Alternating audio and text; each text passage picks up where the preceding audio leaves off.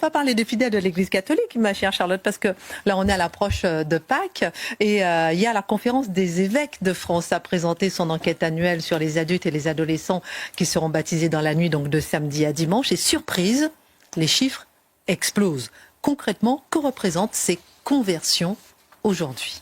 Alors en effet, la conférence... Baptême veut dire conversion.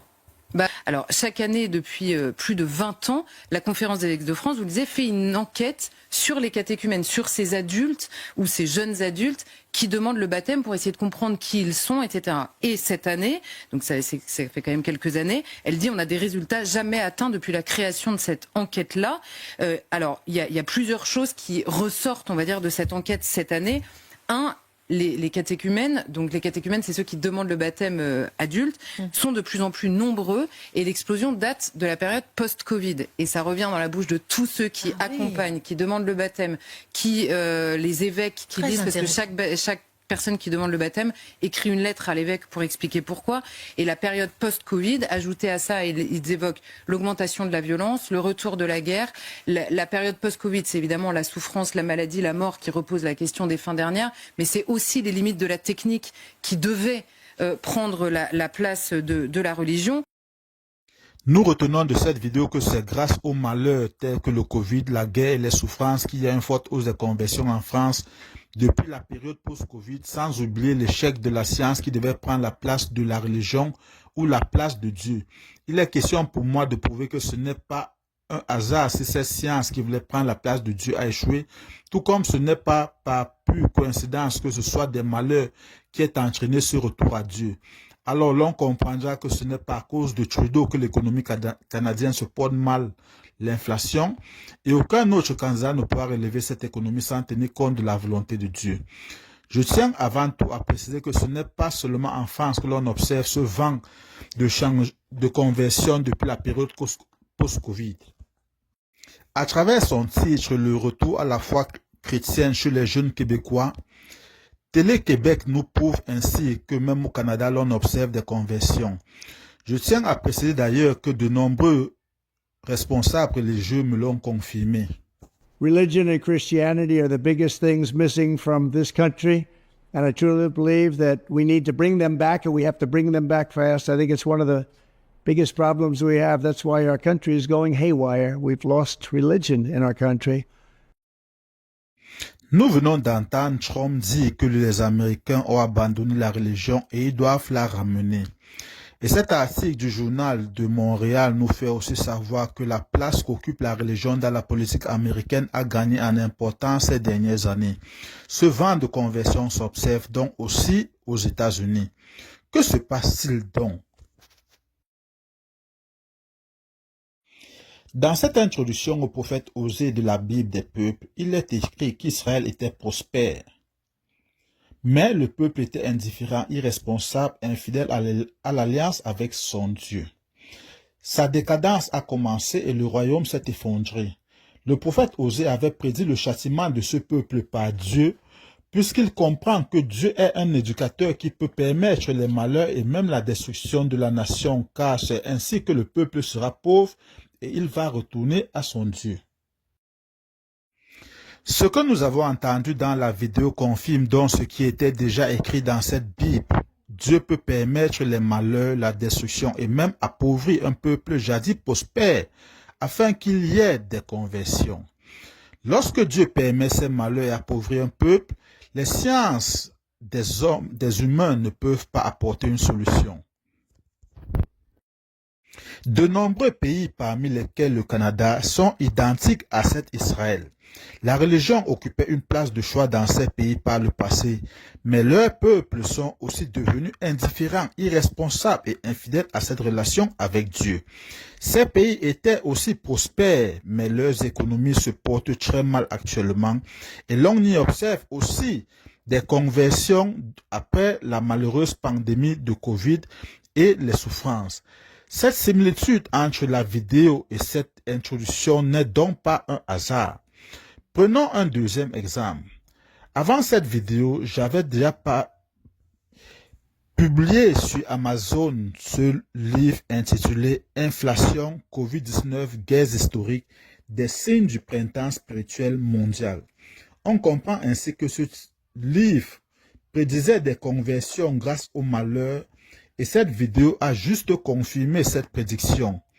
En plus, on voit sur la photo de couverture que le livre parle de l'échec de la science qui veut prendre la place de la religion, exactement comme on a entendu dans la vidéo.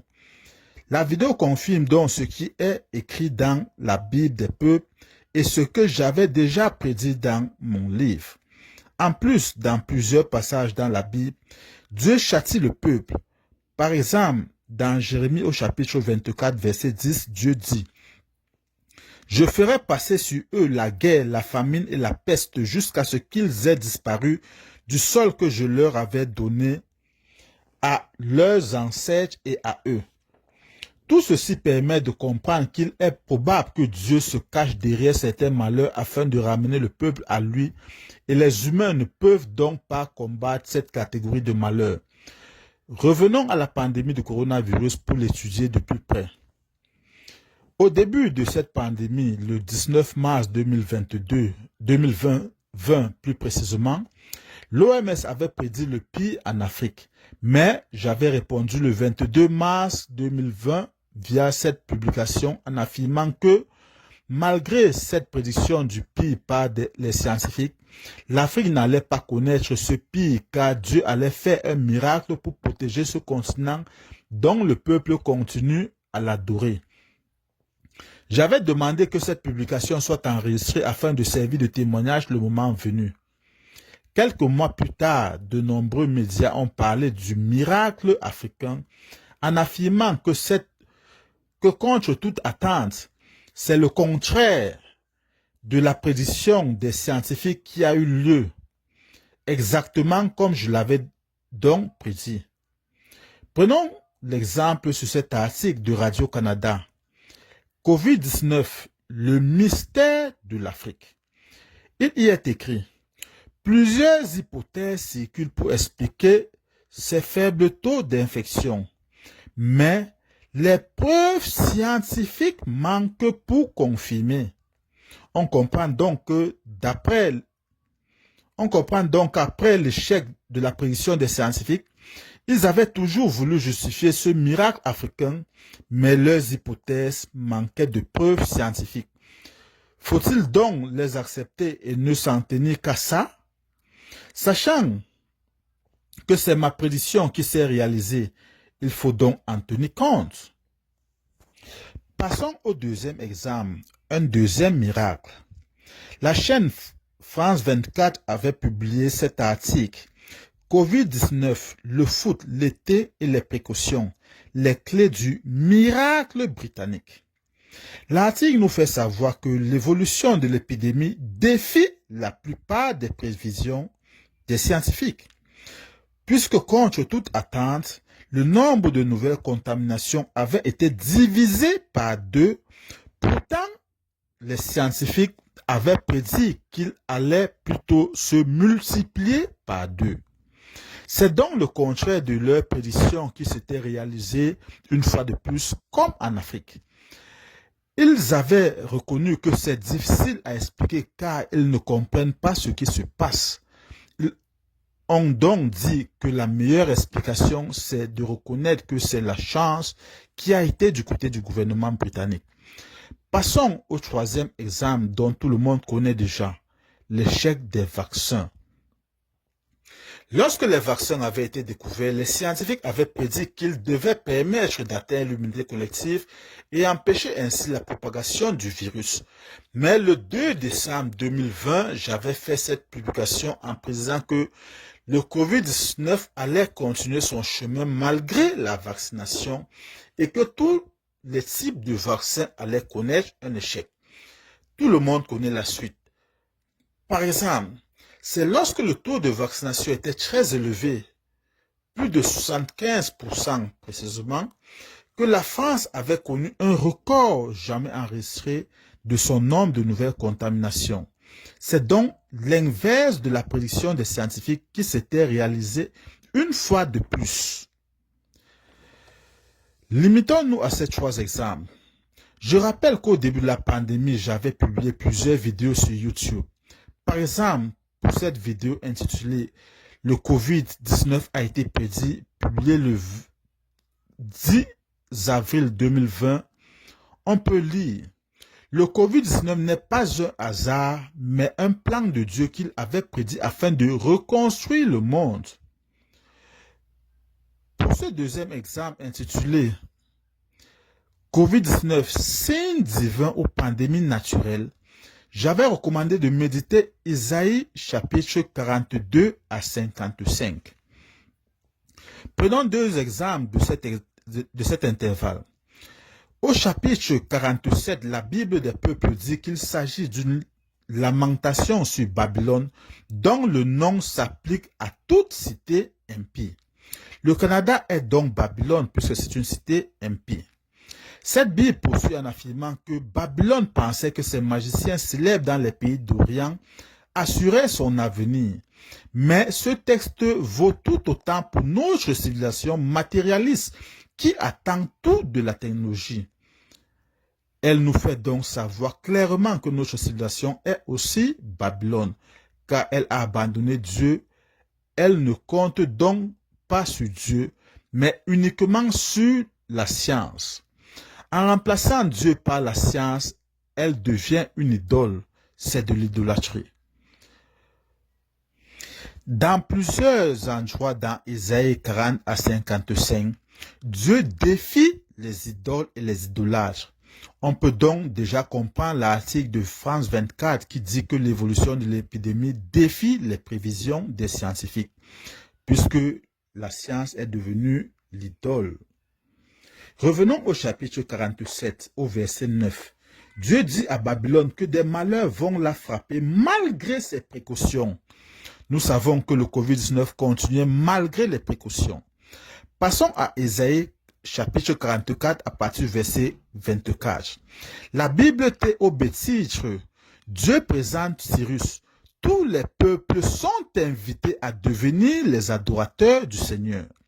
Au verset 24, Dieu rappelle à Israël que c'est lui qui a créé l'univers, lui seul, sans l'aide de personne. On comprend donc qu'il s'agit d'un contexte où le peuple s'est détourné de Dieu au profit des idoles, comme au Canada. Alors, il poursuit au verset 25 en disant que maintenant, il réduit à rien les prédictions des scientifiques, des devins. Il fait perdre la raison à ceux qui annoncent l'avenir. Il force les sages à reculer et il démontre à quel point leur savoir est stupide. Mais il réalise ce que son serviteur a dit et il fait réussir les plans que ses messagers ont annoncés, dit-il au verset 26. Nous avons vu plusieurs exemples où c'est le contraire des prédictions des scientifiques qui s'étaient produits et ils étaient confus. Par contre, mes prédictions se réalisaient. Tout s'est donc passé exactement comme Dieu l'a dit dans ces deux versets qui se trouvent dans cet intervalle dont j'avais aussi prédit la méditation. C'est le verset 27 qui concerne la situation économique actuelle du Canada. Dieu dit, « J'ordonne aux profondeurs de la mer, asséchez-vous. Je fais tarir votre eau. » Ceci nous rappelle l'introduction au prophète Osée, où Israël était prospère, mais il est devenu pauvre, car Dieu l'a privé de sa richesse, comme il prive la mer de son eau. Je me suis beaucoup appuyé sur ces deux passages, c'est-à-dire Isaïe 44, verset 27 et l'introduction au prophète Osée, dans mon livre intitulé « La décadence de l'Occident, les limites du scientisme », en disant que de même que les versets 25 et 26 se sont réalisés avec le Covid, le verset 27 d'Isaïe 44 aussi va se réaliser avec l'économie des pays riches qui ont abandonné Dieu. C'est Dieu qui va faire tarir leur économie. Après avoir écrit ce livre, Trump a été élu et il promet d'augmenter les tarifs douaniers. Cette augmentation va davantage dégrader la situation économique de ces pays, une situation qui était déjà mauvaise, il faut le préciser. On voit donc que Dieu peut bien être l'auteur des malheurs, de la destruction et même de l'appauvrissement d'une nation impie, et personne ne peut s'y opposer. Alors, il ne faut pas accuser les dirigeants. Nous avons également vu une multitude de méprisions qui sont réalisées. Alors, il faut prendre mes paroles au sérieux et ouvrir une enquête afin d'approfondir les recherches. Souvenons-nous que dans Ésaïe au chapitre 45, Dieu a juré que ceux qui l'avaient abandonné vont revenir à lui et que sa parole est irrévocable. Si vous lisez également Ésaïe au chapitre 49, vous allez voir que Dieu dit à Israël qu'il était désert, il était dépeuplé, mais il aura à nouveau des habitants au point de se demander d'où viennent ses enfants. C'est ainsi donc que l'Église au Canada et dans tous ces pays riches où l'on a abandonné Dieu est semblable aujourd'hui aux arbres en hiver qui ont perdu leurs feuilles. Mais quand vient le printemps, il y a émergence de nouvelles feuilles. Oui, l'Église aujourd'hui a perdu ses fidèles, mais elle aura de nouveaux fidèles.